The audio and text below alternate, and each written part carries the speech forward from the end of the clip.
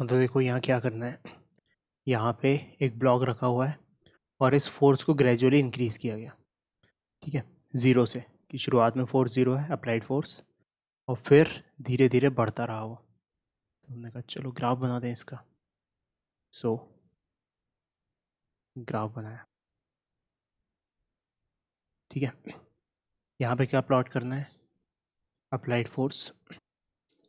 Generally जैसे applied force का variation plot, हमें फ्रिक्शन का वेरिएशन प्लॉट करना है अप्लाइड फोर्स के साथ। तो जनरली जिस चीज़ को प्लॉट करना है जिसके साथ, तो हम बेस को फ्रिक्शन जो हमारा अप्लाइड फोर्स है उसको एक्स एक्सिस पे प्लॉट करते हैं। और इसके करस्पॉन्डिंग हमें क्या चाहिए, इसके करस्पॉन्डिंगली हमें चाहिए कि फ्रिक्शन क्या होगा, उसको यहाँ प्लॉट करते हैं, ठीक है। तो एक्स एक्सिस पे अप्लाइड फोर्स प्लॉट किया और वाई एक्सिस पे फ्रिक्शन प्लॉट किया। तो तुम समझ पा रहे हो कि जैसे जैसे फोर्स बढ़ा रहे होंगे वैसे वैसे फ्रिक्शन फोर्स की वैल्यू बढ़ रही होगी, लेकिन एक लिमिट तक ही बढ़ सकती है। तो पहले तो फ्रिक्शन फोर्स और अप्लाइड फोर्स बराबर है एक लिमिट तक, तो स्ट्रेट लाइन बनेगी एकदम 45 डिग्री स्लोप वाली, ठीक है। और कब तक बढ़ेगी वो, फ्रिक्शन की वैल्यू मैक्सिमम क्या हो सकती है, ज़ीरो से लेके म्यू एस इंटू एन तक। और फिर अगर उसके बाद फोर्स बढ़ाएंगे अपन, ठीक है, तो इसकी वैल्यू क्या हो जाएगी, काइनेटिक फ्रिक्शन, स्लाइडिंग शुरू हो जाएगी। सो दैट इज़ म्यू के इंटू एन। सो ये थोड़ी सी वैल्यू अचानक से कम हो जाएगी and it will be constant then, and this will be mu के इंटू एन, ठीक है। और यहाँ पे ये फोर्स किसके बराबर होगा, ये फोर्स होगा म्यू एस इंटू एन।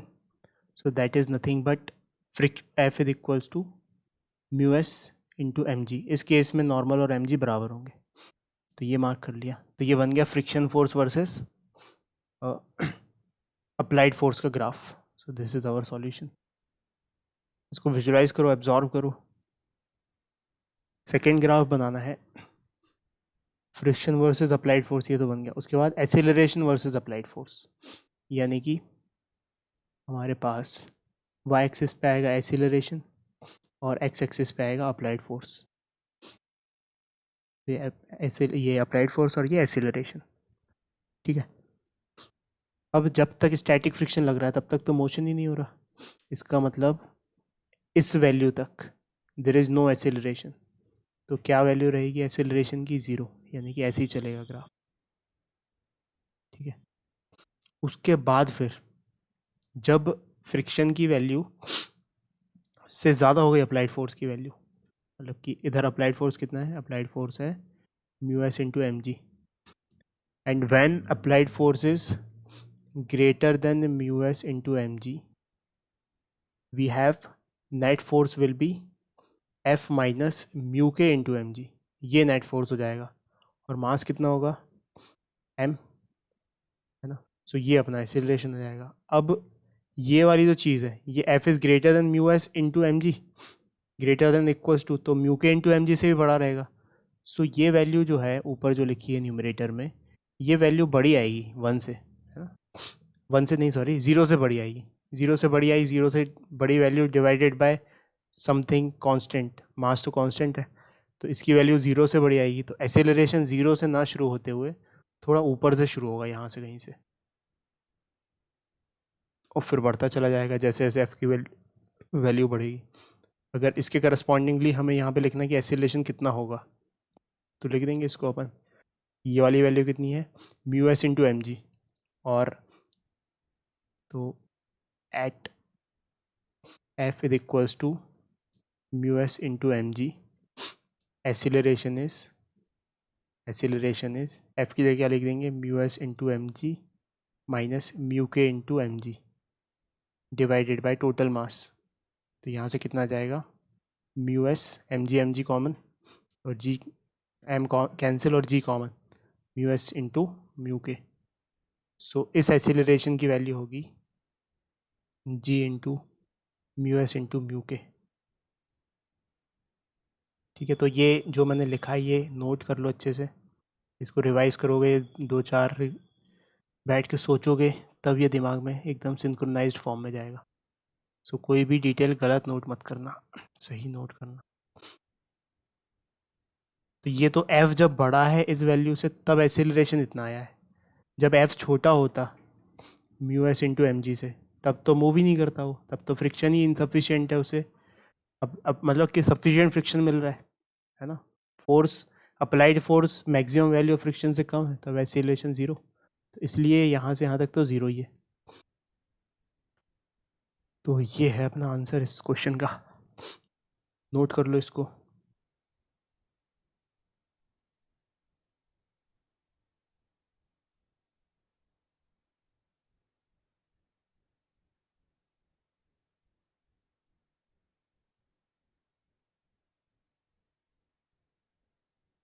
ठीक है, फिर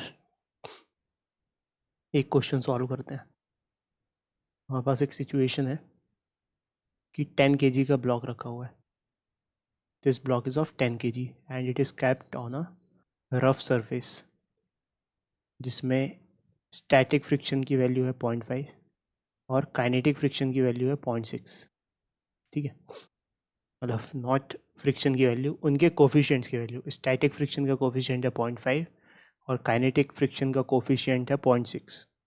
और इस पे हम फोर्स लगा रहे हैं 45 न्यूटन का अप्लाइड फोर्स।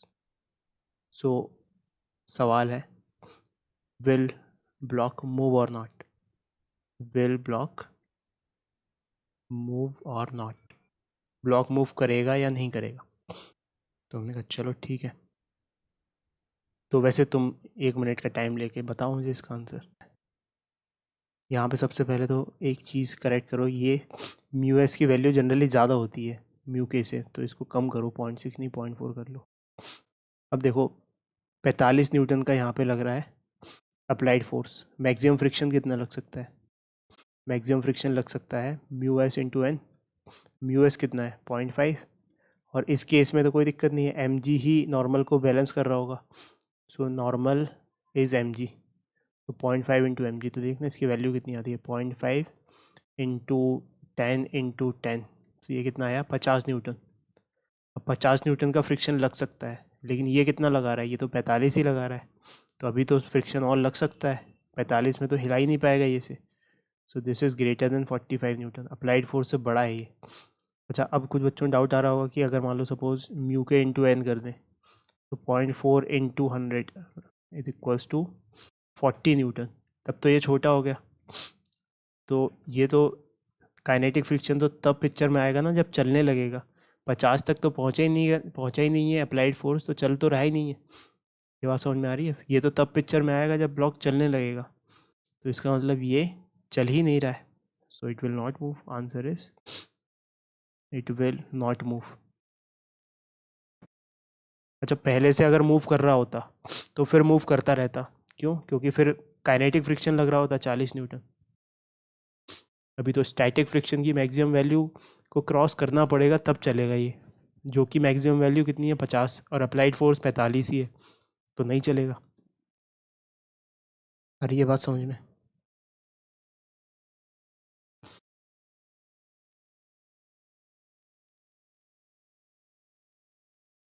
तो एक बार फिर से तुम्हें ये वीडियो देखना पड़ेगा, तब तुम्हें समझ हाँ में सर। आएगा। अगले क्वेश्चन पे आ जाते हैं अब। So we have a block जिसका मास है 10 kg, ठीक है, और कोफिशिएंट ऑफ फ्रिक्शन है 0.5। ऐसे सरफेस पे रखा हुआ जो रफ सरफेस है जिसका कोफिशिएंट ऑफ फ्रिक्शन है 0.5। हमने यहाँ पे एक ऑब्लिक एंगल पे फोर्स लगाया, दैट इज़ 50 न्यूटन, और जिसका हॉरिजॉन्टल के साथ एंगल है 37 डिग्री।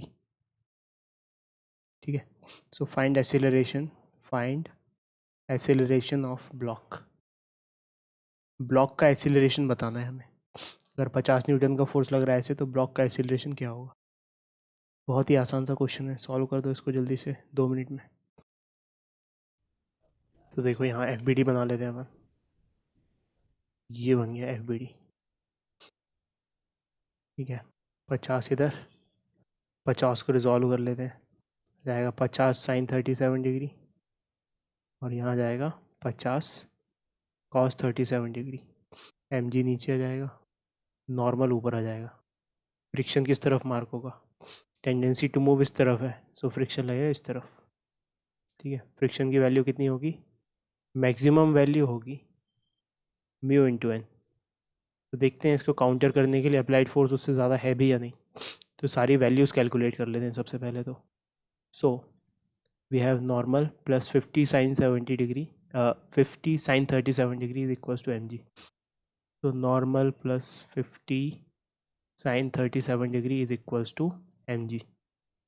सो नॉर्मल निकलना है यहाँ से, 50 sine 37 degree is 3/5 is equals to M. M कितना है 10 किलो, जी कितना है 10। यहाँ से आया अपने पास 10 3 30। सो नॉर्मल की वैल्यू होगी 100 माइनस 30 दैट इज 70 न्यूटन। तो 70 न्यूटन का नॉर्मल रिएक्शन लग गया। सो नॉट मूव ही नहीं करेगा, चलो देखते हैं। सो अब इसकी मैक्सिमम वैल्यू निकालते हैं फ्रिक्शन की। ठीक है, सबसे पहला काम, क्योंकि नॉर्मल रिएक्शन आ चुका है और फ्रिक्शन की मैक्सिमम वैल्यू होगी पॉइंट कितनी दी हुई है म्यू 0.5 इंटू एन। सो 0.5 इंटू एन, एन कितना है 70, तो ये आ जाएगा 35 न्यूटन। ठीक है, अच्छा ये कितना आएगा, इसको सॉल्व करेंगे तो 50 इंटू 4/5, तो ये आएगा 40 न्यूटन। सो अब इस तरफ लग रहा है 40 न्यूटन और इस तरफ लग रहा है 35 न्यूटन। तो ये मूव कर जाएगा क्योंकि ये ज़रूरत से ज़्यादा है फ्रिक्शन से, फ्रिक्शन सफिशेंट नहीं है यहाँ पे। सो अगर केवल नेट फोर्स मार्क करें तो 5 न्यूटन का इस तरफ आ जाएगा, है ना। और एक्सीलरेशन कितना होगा 5 divided by mass that is 0.5 metre per second square. Nikhil बताओ कहाँ गलती की।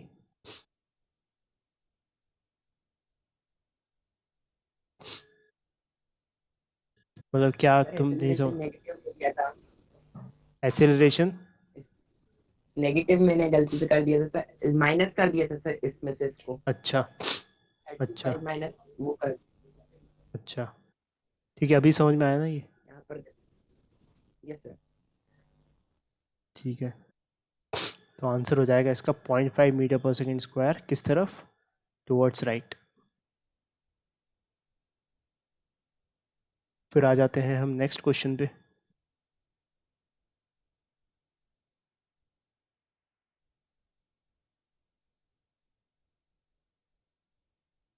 और यहाँ पे इसका मास एम है, थीटा एंगल है, और ये जो इंक्लाइन सरफेस ये रफ है जिसका कोफिशिएंट ऑफ फ्रिक्शन म्यू है। So find the values, find the values of theta for which the block can slide on the inclined plane। Theta की ऐसी वैल्यूज़ बतानी है कि जो रखा हुआ ब्लॉक है ये स्लाइड हो जाए। ठीक है, तो सोचो इसके बारे में। सबसे पहले इसका एबीडी बनाते हैं। सो इसका एबीडी बनाओ। तो अब एम जी को तो मैं ऐसे ही लिख दे रहा हूँ, ठीक है। एम जी साइन थीटा इधर आ जाएगा एक कंपोनेंट, और एक मतलब कंपोनेंट के फॉर्म में रिजॉल्व करके लिख दे रहा हूँ एम जी को। नॉर्मल रिएक्शन इस तरफ आएगा।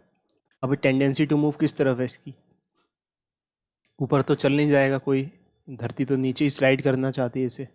टेंडेंसी टू मूव इस तरफ है ना। तो फ्रिक्शन किस तरफ रहेगा, फ्रिक्शन उस तरफ रहेगा। ठीक है, अब उसकी मैक्सिमम वैल्यू कितनी हो सकती है, फ्रिक्शन स्टैटिक रहेगा और उसकी मैक्सिमम वैल्यू कितनी हो सकती है, mu into normal reaction that is mu m g cos theta. अच्छा, एम जी साइन थीटा और mu m g cos theta जब तक बराबर है तब तक तो ये रहेगा रेस्ट पे। जब ये वाले फोर्स ने इसको डोमिनेट कर दिया तब ये स्लाइड कर जाएगा। तो sliding occurs when this force is dominant, so that is mg sin theta is greater than or equals to mu mg cos theta। ठीक है,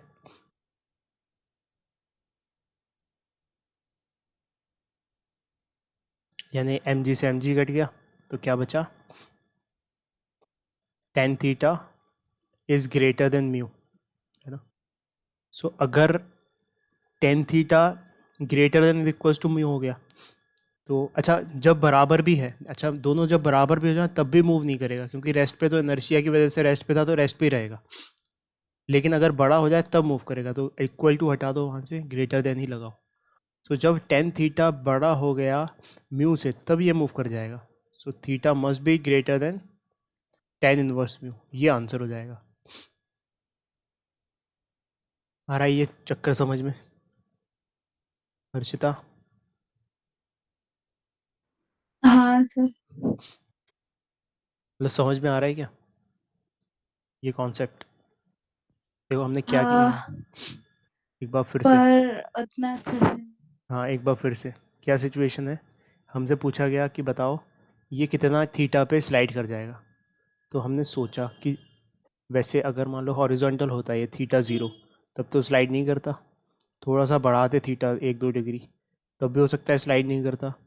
फिर थोड़ा बढ़ाते हो सकता है तब भी स्लाइड नहीं करता। लेकिन एक ऐसा थीटा पहुंचता जब वो स्लाइड कर जाता, यहाँ पे इसकी स्लाइडिंग स्टार्ट हो जाती। तो इस थीटा को निकालते हैं अपन, और उस थीटा से बड़े थीटा के लिए वो मूव कर जाएगा। ये सिचुएशन समझ लेते हैं, ठीक है। तो हमने उस क्रिटिकल थीटा पे इसका एफ बना दिया कि वो क्रिटिकल थीटा रैंडम थीटा है, उस क्रिटिकल थीटा पे हमने इसका एफ बनाया। तो सारे फोर्सेस मार्क कर लिए। कौन कौन से फोर्सेस हैं? एम जी साइन थीटा इस तरफ, एम जी कॉस थीटा इस तरफ। Normal reaction m g cos theta को बैलेंस कर रहा होगा। और फ्रिक्शन की मैक्सिमम वैल्यू कितनी लग सकती है कि जब वो एकदम वर्ज ऑफ मूविंग पे होगा तब मैक्सिमम वैल्यू लग रही होगी फ्रिक्शन की, that is mu m g cos theta. क्योंकि नॉर्मल की वैल्यू कितनी है यहाँ पे, m g cos theta. Friction की मैक्सिमम वैल्यू क्या होती है, mu N. So mu m g cos theta. तो इफेक्टिवली हमारे पास क्या बच गया, हमारे पास बच गया कि एक फोर्स तो इधर लग रहा है that is m g sine theta, और एक जो मैक्सिमम फोर्स फ्रिक्शन का लग सकता है that is mu m g cos theta. जब इसकी वैल्यू इससे कम है, जब एम जी साइन थीटा इससे कम है तब तो मूव नहीं करेगा। लेकिन जब एम जी साइन थीटा की वैल्यू इससे ज़्यादा है तब मूव कर जाएगा। तो sliding occurs when m g sine theta is equals to is greater than mu m g cos theta. ये बात समझ में आई? अब यहाँ से फिर मैथ्स बची पूरी। एम से एम कैंसिल हो गया, जी से जी कैंसिल हो गया, दोनों पॉजिटिव हैं इसलिए कैंसिल कर सकते हैं। कॉस थीटा इधर गया तो cos theta upon sine theta tan theta बन गया। कॉस थीटा भी पॉजिटिव इसलिए ले गए, इज़ ग्रेटर देन म्यू। तो पलट के लिख लिया theta is greater than ten inverse mu. So अगर एंगल इतने से ज़्यादा हो गया तब तो स्लाइडिंग हो जाएगी, नहीं हुआ तो फिर नहीं हो पाएगी। अब आया ये समझ में? हाँ सर। ठीक है, एक और क्वेश्चन सॉल्व करते हैं।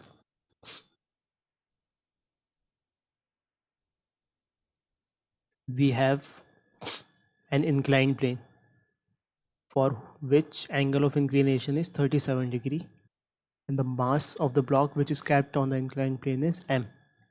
Here the surface is rough, and for that surface coefficient of static friction is 0.8 and coefficient of kinetic friction is 0.7. ठीक है, so block is kept at rest on the incline. kept ना करने की जगह लिखना चाहिए block is placed at rest on the incline, मतलब उसको रख दिया गया। तो हमें बताना है कि उसका एक्सेलरेशन क्या होगा। So find its acceleration. ठीक है, अब सॉल्व करो ज़रा इसे। देखो क्या एक सर ही मैं रिपीटेड 2 मिनट क्वेश्चन और है। ट्रैक करना चाह रहा हूँ। अच्छा तुम करो ट्राई, माइक मेरा ऑफ करके। देखो बहुत आसान सा क्वेश्चन है। क्या बोला गया कि ब्लॉक प्लेस किया गया है यहाँ पे, वही काम कर रहे हैं, एफ बना रहे हैं, तो एफ तो सबने बनाया होगा, फटाफट एफ बना देते। इस तरफ लग गया m g sine theta, m g sine theta. इस तरफ लग गया नॉर्मल, और इधर लग गया एम जी कॉस थीटा। अब फटाफट इनकी वैल्यूज़ भी लिख लेते हैं क्योंकि यहाँ पे सब डेटा दिया हुआ है। अच्छा फ्रिक्शन इस तरफ लगेगा, अब वो स्टैटिक लगेगा या काइनेटिक वो अपन को देखना पड़ेगा कि स्लाइडिंग होगी कि नहीं। ठीक है, तो वैल्यूज़ नोट कर लेते हैं इनकी। यहाँ पे m into ten into cos theta is cos 37 degree that is 4/5। तो ये निकल के आएगा, मास दिया है क्या, मास नहीं एम ही दिया हुआ है, सो 8m आ जाएगा ये। ठीक है, यहाँ पे आएगा m इंटू जी इंटू जी की वैल्यू 10 ले लेते हैं। और sign theta is sine 37 degree, that is 3/5। तो ये हो गया अपने पास 6m। ठीक है, सो नॉर्मल रिएक्शन किसके बराबर होगा? 8m के बराबर, है ना। 8m मतलब 8 इंटू मास नहीं है वो, जी की यूनिट्स भी इंक्लूडेड है उसमें, सो 8m न्यूटन्स। ठीक है, सो नॉर्मल रिएक्शन हो गया यहाँ से 8m। अब इसकी मैक्सिमम वैल्यू कितनी होती है? इसकी मैक्सिमम वैल्यू के बारे में सोचेंगे अपन। इसकी मैक्सिमम वैल्यू होती है mu S into normal reaction. Mu s कितना है? म्यू एस है 0.8, तो यहाँ पे लिखा 0.8 इंटू नॉर्मल रिएक्शन कितना है? 8m, सो यहाँ पे लिखा हमने 8m, so 8 into 0.8 that is 6.4m। तो अब इसको दौड़ाने वाला कौन सा फोर्स है? इसको दौड़ाने वाला 6m ही है, लेकिन रोकने वाला कितना है? 6.4m। ये बात समझ में आ रही है? तो इसका मतलब जब ये 6.4 को ओवरकम करेगा तभी ये दौड़ेगा, तभी स्लाइडिंग शुरू होगी। लेकिन यहाँ तो 6m इज़ लेस देन 6.4, यानी कि friction is sufficient enough to stop sliding. तो आंसर क्या होगा? ब्लॉक डज नॉट मूव, और सवाल में पूछा गया था कि एक्सेलरेशन फाइंड करो, तो आंसर होगा 0। आ रही है ये बात समझ में? हाँ सर। ठीक है, तो अब इससे रिलेटेड तुम्हें क्वेश्चन सॉल्व करने हैं। लास्ट क्लास में मैंने होमवर्क दिया था कि एनसीईआरटी सॉल्व कर लेना। कितने बच्चों ने सॉल्व किया एनसीईआरटी, या एटलीस्ट ट्राई की?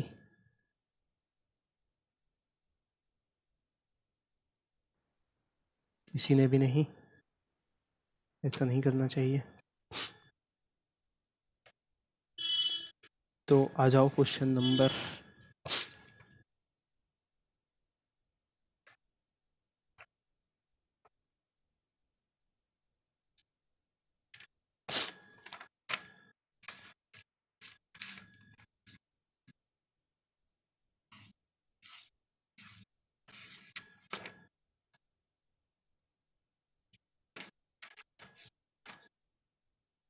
फ्रिक्शन वाली एक्सरसाइज पे पहुंचना है हमें। होमवर्क इज एग्जाम्पल 8.26 से लेके 8.29 तक। कितने क्वेश्चन हैं? ये 4 क्वेश्चन हैं। और सेकंड इंट्रोडक्टरी एक्सरसाइज 8.5, इसमें मात्र 2 क्वेश्चन हैं। तो ये 6 क्वेश्चन सॉल्व करने हैं। इसमें तुम्हें हार्डली लगने चाहिए आधा घंटा। ठीक है, और मैथ्स वाले लोगों के लिए कल मैथ्स का टेस्ट है। ठीक है, सीक्वेंसेस एंड सीरीज़ का, तो सफिशिएंट प्रैक्टिस कर लेना। ठीक है, मिलते हैं फिर नेक्स्ट क्लास में। Bye bye.